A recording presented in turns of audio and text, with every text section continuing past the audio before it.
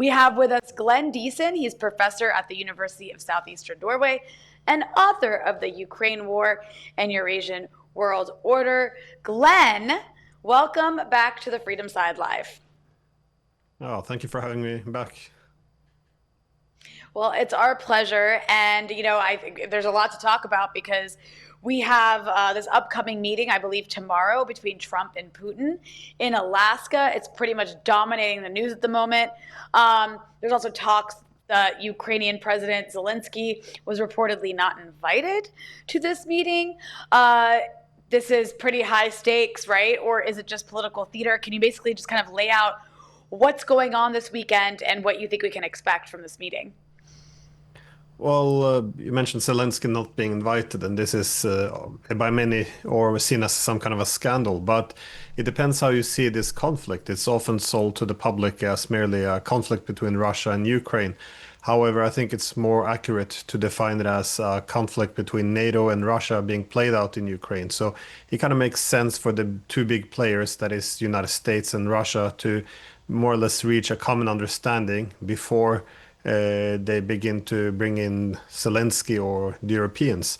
So this kind of makes sense. But no, with this meeting in Alaska, I think it took everyone by surprise because people they hadn't talked about it. It's unclear what's been done behind the scenes. And again, the messaging, especially from Washington, has been very mixed. Keep in mind that only a week ago, Trump was talking about an unconditional ceasefire, and he threatened Russia with sending weapons and heavy sanctions, so all of this if they did not bend to his demands. And the Russians didn't even bother answering this because this is not going to happen.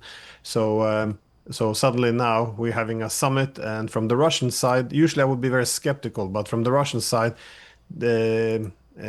Ushakov, one of the aides to the Kremlin, said that the Americans have put forth a proposal which seems acceptable. So it appears that something has been discussed behind the scenes. But my optimism is limited. But at least this is good news that the American and Russian president are meeting after more than 3.5 years of boycotting diplomacy.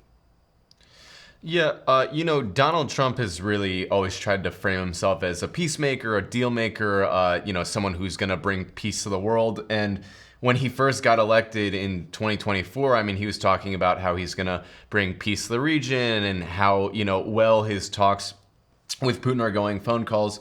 And now he's, been threatening these severe consequences. He's really sort of changed his tone, and there's been this sort of rush to, really pressure Putin. Why do you think that is? Do you see it as sort of a switch in his rhetoric? Well, I can come up with two possible explanations. One is that he has to appease the more hawkish elements within Washington. Keep in mind that not everyone in Washington is happy about trying to make a peace with the Russians. And indeed, he has to also consider the Zelensky and also the Europeans, because they also don't want an end to this war. They want to keep the war going. So I guess being a bit hawkish is good to prevent too much resistance. Otherwise, he might not understand the conflict properly, because only a week ago he speaks about this as a Russia-Ukraine war, and he presents himself as this mediator, but at the same time he argues that this is Biden's war. So it's unclear how he sees America's role in this war.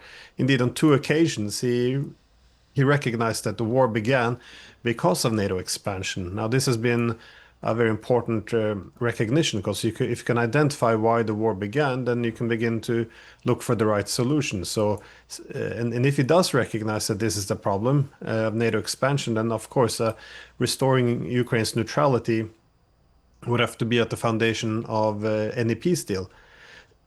But again, it's unclear why he suddenly shifted from this recognition. Keep in mind that back in February, Hegseth said, there will have to be some recognition that NATO is not going to expand, and also we need territorial concessions. So the idea that he now wanted a unconditional ceasefire. I have a hard time believing he simply forgot about what he had said only a few weeks earlier. So I do think there's perhaps this might reflect some of the power struggle within the US and the political West itself.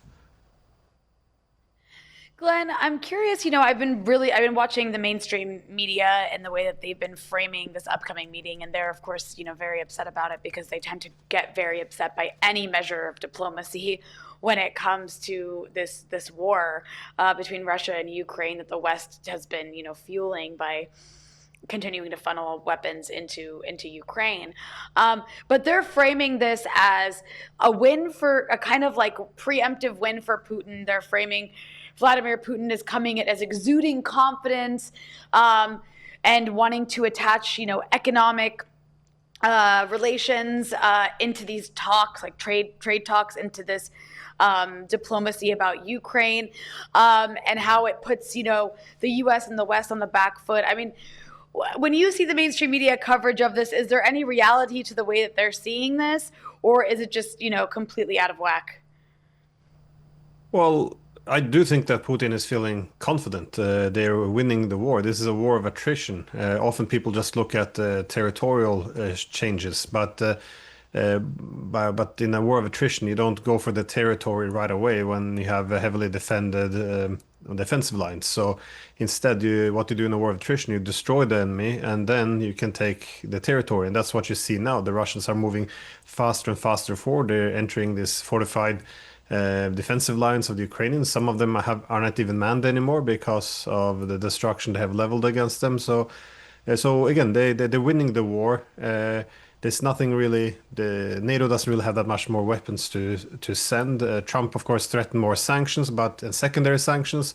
But the Chinese and Indians already said they're not going to abide by this anyway. So I think he comes very confident into this. But this being said, it doesn't have to be a zero-sum game where one side wins and the other one loses.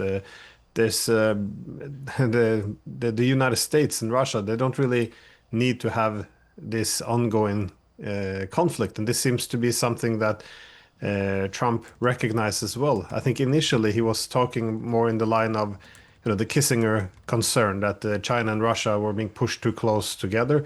But I think on a wider scenario, it's he also might recognize that the past century of conflict between the United States and Russia, it doesn't really need to happen. There's not that many conflicting interests. It is possible to have a functional relationship, and I think that's actually the main thing he wants out of Alaska. They want to have a functional bilateral relation between the U.S. and Russia, but it's not possible to get done because the Ukraine war hangs over, and it can veto any form of cooperation. But this is something all sides can benefit from. Ukraine is not benefiting; they're being destroyed every day. They're losing more men, more territory, and their ability to recover is reduced. Europe is becoming more destabilized. This could be a mutual beneficial meeting. So. But again, this is how we talk these days. It's, we usually say, if you have a policy suggestion, well, that's probably what Putin wants. Wonderful. You should try to accommodate the security concerns of your opponents. This idea that if we just put our military closer and closer to the Russian borders, this will be source of peace and stability. It's nonsense. It instigates security competition. If you want actual peace, you have to reduce the security competition. You have to also take into account the security concerns of your opponents. If you can do this, then you can have the indivisible security in which the security of both sides is elevated. So it's a very Cold War mentality. But it does dominate not just in the United States but also in Europe. If there is no resolution reached, and if things sort of spiral, and Donald Trump is forced to resort to, these severe consequences, what kind of options is he looking at? What kind of things could he do? And what could be the consequences of any of those penalties on Russia? I don't think nothing really. Again, Biden complained at the end of his term that they had to send cluster ammunition and other illegal weapons because they were lacking artillery shells. Again, this is not a big secret anymore that we don't have that many weapons to send. Everyone is also recognizing that the Ukrainian army is now very much destroyed and depleted. They're trying to fill up the ranks with very forceful recruitment, but this only put a huge spike in desertion. So things aren't going well. This is well known, and there's not much that can be done. And also, this massive pressure Trump put on China and India to stop trading with Russia as a form of economic pressure. All it did was make the Indians very angry, and they've been desperate to have a very pro-American foreign policy. But nonetheless, they're not gonna give up their sovereignty and dignity and have their foreign trade relations dependent on what Washington dictates to them. So they said, no, we're going to continue trading with Russia, and now they also seem to be trying to make a bit more friends with China. So if the problem in the past was pushing the Chinese and Russians together, now they succeeded in doing the same with the Indians. So I think the pressure tactics have exhausted themselves. So there's not much anymore that Trump can do. I've read all these headlines. Putin has to be careful so it doesn't anger Trump. It's I think this works against the Europeans, who are now very committed bootlickers every time Trump wags his finger. But you're not going to see this coming from the other great powers, be it the Russians, the Chinese, or the Indians. Last thing I want to ask you about, and that is, we're almost 2 years into this horrific genocide in Gaza, right? And I'm just curious if that has impacted in any way these other arenas of war, including what we're witnessing with Russia, Ukraine. I mean, perhaps there's no connection there, but in some ways, I mean, it's laughable anything that Western leaders have to say about Russia's conduct in Ukraine as they supply Israel with every weapon they want to basically annihilate a civilian population in Gaza. Well, I think the genocide in Gaza has been very devastating for the West's reputation around the world, because all these decades of lecturing other countries about human rights and it's sort of went out the window, and we're now complicit in the genocide. But in terms of being connected to the war in Ukraine, I think perhaps it shook Moscow's assumptions about Trump, because they thought, maybe he's different. He wants peace. He's been talking for years about avoiding this forever wars, get out of the Middle East and Europe, and they thought this is someone we can work with. And then, of course, Trump comes along and says he's going to ethnically cleanse all of Gaza and make it into some French Riviera. It's very strange to see. And if you can also extend on the wider Middle East, when he negotiated with the Iranians, he said, well, we're very close to a deal. And in reality, it was just a ploy to have the Iranians to lower their guard.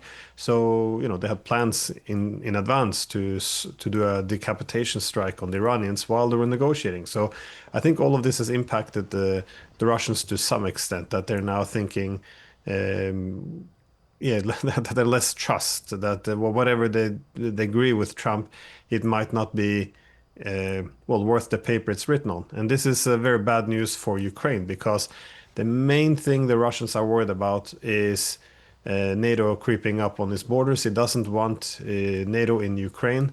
Now, if you sign a deal with NATO saying neutrality, okay, that solves the problem. But if you don't if you don't trust that the other side will live up to this deal, you want a permanent solution. And the only permanent solution is you strip Ukraine of the territories which you can't accept being used against you in the future. So it creates an incentive for Russia to annex more territories, simply in the fear that at least then it won't end up in the hands of NATO. So then, especially focusing on the coastline along the Baltic Sea. And again, this is going to destroy Ukraine and make it very difficult for it to ever recover. Well, we really appreciate your analysis, and hope to have you on again soon to discuss what is likely to be a major news story all throughout the weekend. Professor Glenn Diesen, thank you so much for joining us on the Freedom Side Live. It's my pleasure. Anytime. Thank you.